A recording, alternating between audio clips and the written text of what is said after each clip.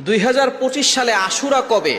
আগামী 6 জুলাই রবিবার আশুরার দিন। এই আশুরার দিনে কি কি আমল করবেন, কয়টা রোজা রাখবেন আশুরার, এবং নামাজ কিভাবে পড়বেন, এবং আপনি অন্যান্য কি কি নফল ইবাদত করতে পারেন এই আশুরার দিনে, এটা কিন্তু আমরা অনেকেই জানি না। আশুরা মুহররম মাসটা হচ্ছে আল্লাহর কাছে রমজানের পরে সবচেয়ে স্পেশাল মাস। সুতরাং নবীজি সাল্লাল্লাহু আলাইহি সাল্লাম এই মাসকে বলেছে শাহরুল্লাহিল মুহররম। মুহররম মাস হচ্ছে আল্লাহর মাস। সুবহানাল্লাহ বিহামদি। রমজানের পরে ফজিলতের দিক থেকে এই মুহররম মাস হচ্ছে সবচেয়ে দামি। সুতরাং আপনি মুহররম মাসে আশুরার দিন, আগামী 6 জুলাই রবিবার হচ্ছে আশুরার দিন, এই দিনে আপনি গুরুত্বপূর্ণ যে আমল সেটা হচ্ছে আপনি রোজা রাখবেন। রোজা সবচেয়ে গুরুত্বপূর্ণ। নবীজি সাল্লাল্লাহু আলাইহি সাল্লাম যখন মক্কা থেকে হিজরত করে মদিনায় চলে গেলেন, তখন দেখলেন ইহুদিরা সেখানে রোজা রাখে। নবীজি সাল্লাল্লাহু আলাইহি সাল্লাম জিজ্ঞেস করলেন, তোমরা রোজা রাখো কেন?